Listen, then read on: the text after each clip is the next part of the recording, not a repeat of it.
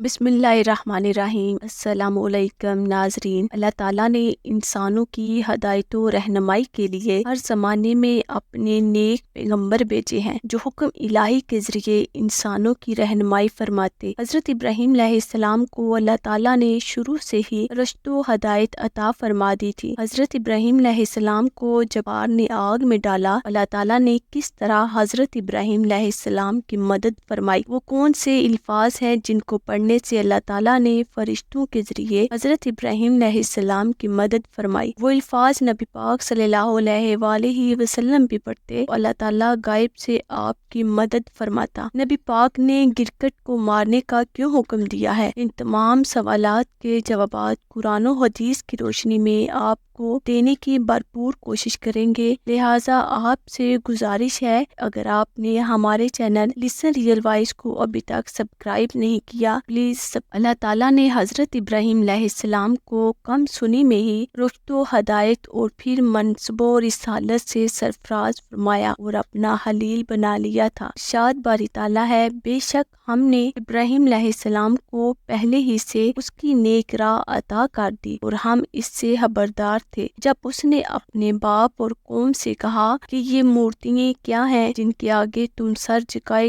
ہوئے ہو، بولے ہم نے اپنے باپ دادا کو ان کی پوجا کرتے پایا۔ ابراہیم علیہ السلام نے کہا، بے شک تم اور تمہارے باپ دادا سب کھلے گمراہی میں ہو۔ بولے کیا تم ہمارے پاس حق لائے ہو یا یوں ہی کھیلتے ہو؟ کہا بلکہ تمہارا رب وہ ہے جو رب ہے آسمانوں اور زمین کا، جس نے تمہیں پیدا کیا ہے اور میں اس پر گواہ ہوں، اور مجھے اللہ کی قسم ہے میں تمہارے بتوں کا برا چاہوں گا بعد اس کے کہ تم پھر جاؤ۔ ان سب کو ریزہ ریزہ کر دیا مگر ایک کو جو ان سب کا بڑا تھا، شاید وہ اس سے کچھ پوچھے۔ بولے کس نے ہمارے خداؤں کے ساتھ یہ کام کیا ہے؟ بے شک وہ ظالم ہے۔ ان میں سے کچھ بولے ہم نے ایک جوان کو انہیں برا کہتے سنا جسے ابراہیم کہتے ہیں، بولے تو اسے لوگوں کے سامنے لاؤ شاید وہ گواہی دے۔ بولے کیا تم نے ہمارے خداؤں کے ساتھ یہ کام کیا اے ابراہیم؟ حضرت ابراہیم علیہ السلام نے فرمایا بلکہ ان کے اس بڑے نے کیا ہوگا تو ان سے پوچھو، مگر بولتے ہو تو اپنے جی کی طرف پلٹے اور بولے بے شک میں ستم گر ہو، یہ بولتے نہیں۔ ابراہیم علیہ السلام نے کہا تو کیا اللہ کے سوا ایسی کے پوجتے ہو جو نہ تمہیں نفع دے اور نہ نقصان پہنچائے؟ لعنت ہے تم پر اور ان بتوں پر جن کو کسی وقت پوجتے ہو، کیا تمہیں عقل نہیں؟ بولے ان ابراہیم علیہ السلام کو جلا دو اور اپنے بتوں کی مدد کرو اگر تمہیں کرنا ہے۔ بس کفار نے عظیم منصوبے کو پایا تکمیل تک پہنچانے کا آغاز یوں کیا کہ کفار اپنی طاقت و استطاعت کے مطابق لکڑیاں جمع کرنے لگے، جہاں تک کہ جمع کرتے کرتے ایک عرصہ لگ گیا۔ اسی دوران اگر کوئی عورت بیمار ہو جاتی تو نظر مانتی کہ اگر صحت یاب ہو جائے تو ابراہیم علیہ السلام کو بسم کرنے کے لیے آگ کے الاؤ میں لکڑیوں کا گٹھا لا کر ڈالے گی۔ قوم نے ایک بہت بڑا گڑھا کھودا اور ساری لکڑیاں اس گڑھے میں ڈال کر انہیں آگ لگا دی۔ آگ بھڑکنے لگی اور اس کے شعلے آسمان سے باتیں کرنے لگے۔ آگ کے انگاروں کی بلندی کا یہ عالم تھا کہ روئے زمین پر ایسی آگ کبھی نہ دیکھی تھی۔ اب ابراہیم علیہ السلام کو اس میں اٹھا کر ڈالنے کا مسئلہ تھا، چنانچہ اس کے لیے انہوں نے ایک منجنیق تیار کیا۔ اس کی تیاری کی ہمت حضرت حسن نام کے ایک شخص سے لے دی۔ روئے زمین میں یہ پہلا شخص تھا جس نے منجنیق کو تیار کیا۔ اللہ تعالیٰ نے اسے زمین کے اندر دھنس دیا، قیامت تک اسی طرح تسلسل کے ساتھ زمین میں دھنستا ہی چلا جائے گا۔ کافر لوگوں نے حضرت ابراہیم علیہ السلام کی مشقیں کاسی۔ اسی دوران حضرت ابراہیم علیہ السلام ان کلمات کو اپنی زبان سے ادا فرما رہے تھے کہ جب حضرت ابراہیم کی مشقیں کس کے منجنیق میں ڈال دیا تو سب نے مل کر حضرت ابراہیم علیہ السلام کو اٹھا کر آگ میں پھینک دیا۔ حضرت ابراہیم علیہ السلام نے کہا حسبنا اللہ و نعم الوکیل۔ حضور امام بخاری میں روایت ہے کہ حضرت ابراہیم علیہ السلام کو آگ میں ڈالا گیا، آپ نے اس وقت یہ کلمات ارشاد فرمائے۔ حضور صلی اللہ علیہ وآلہ وسلم بھی یہی کلمات حسبنا اللہ و نعم الوکیل اس وقت کہے تھے جب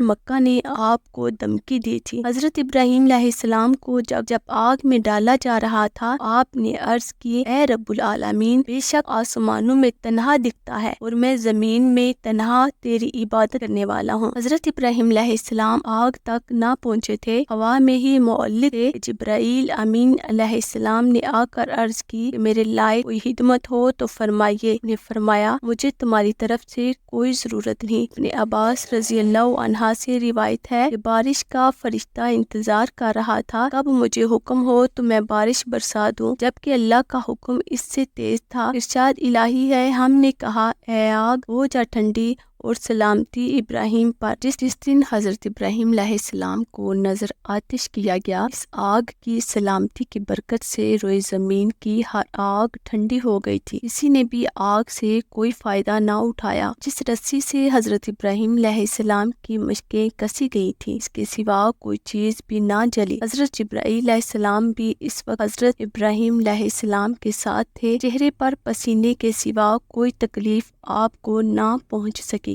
سعدی رحمۃ اللہ علیہ فرماتے ہیں کہ سایہ کرنے والا فرشتہ بھی سائے کی طرح آپ کے ساتھ کھڑا تھا۔ حضرت ابو ہریرہ سے روایت ہے کہ سب سے بہترین کلمہ آپ کے والد کا وہ تھا جو انہوں نے اپنے بیٹے کو آگ کے شراروں میں محفوظ و معمول دیکھ کر کہا، اے ابراہیم تیرا رب بہترین پروردگار ہے۔ حضرت ابراہیم علیہ السلام کی والدہ محترمہ نے جب آگ کے آسمان بوز شعلوں کو گلے گلزار بنتے دیکھا، پکارنے لگی، اے میرے لہتے جگر، اے میرے نور نظر، میں تیرے پاس آنا چاہتی ہوں۔ اللہ تعالیٰ کے حضور دعا کریں کہ وہ مجھے آگ کی تپش سے محفوظ کر لے۔ آپ نے فرمایا آ جائیے۔ والدہ چل پڑی، انہیں بھی آگ نے چھوا تک نہ۔ جب قریب پہنچی تو بیٹے کو گلے لگا لیا، پیشانی کو چوما، پھر واپس پلٹ آئی۔ حضرت ابراہیم علیہ السلام نے نمرود کی جلائی ہوئی آگ میں 40 یا 50 دن قیام فرمایا تھا۔ آپ فرماتے ہیں کہ جس طرح کی پرلطف زندگی کے ایام میں نے آگ میں گزارے ہیں، ایسے دن میری زندگی میں مجھے نہیں ملے۔ میں چاہتا ہوں کہ میری ساری زندگی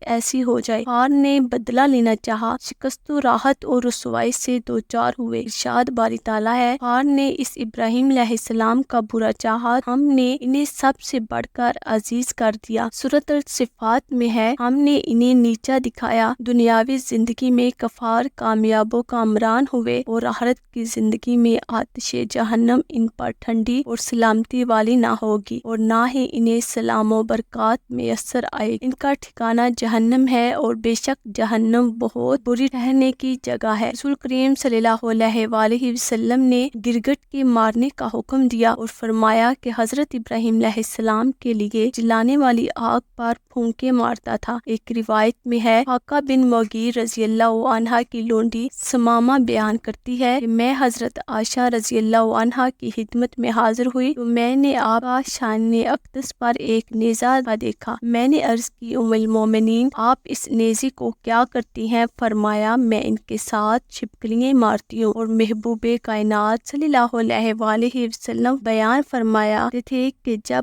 حضرت ابراہیم علیہ السلام کو نظر آتش کیا گیا، روئے زمین کا ہر چوپایا آگ بجھانے کی تنگ و دو میں تھا، سوائے گرگٹ وہ پھونکے مار کر برکانے کی فکر میں تھا، اور سرکار دو عالم صلی اللہ علیہ وآلہ وسلم نے انہیں مارنے کا حکم صادر فرمایا ہے۔ یہ دو کلمات جو کہ حضرت ابراہیم اور نبی پاک صلی اللہ علیہ وآلہ وسلم پریشانی اور مصیبت کے ٹائم پڑھتے تھے، یہ نہایت ہی مفید۔ انہیں پریشانی میں کسی بھی تکلیف میں پڑا جائے، اللہ تعالیٰ مدد فرمائے گا انشاءاللہ۔ امید کرتے ہیں آج کی یہ ویڈیو جو آپ کو قرآن و حدیث کی روشنی میں پہنچائی گئی ہے، آپ کے لیے مفید ثابت ہوگی۔ ملتے ہیں نیکسٹ ویڈیو میں۔ اللہ حافظ۔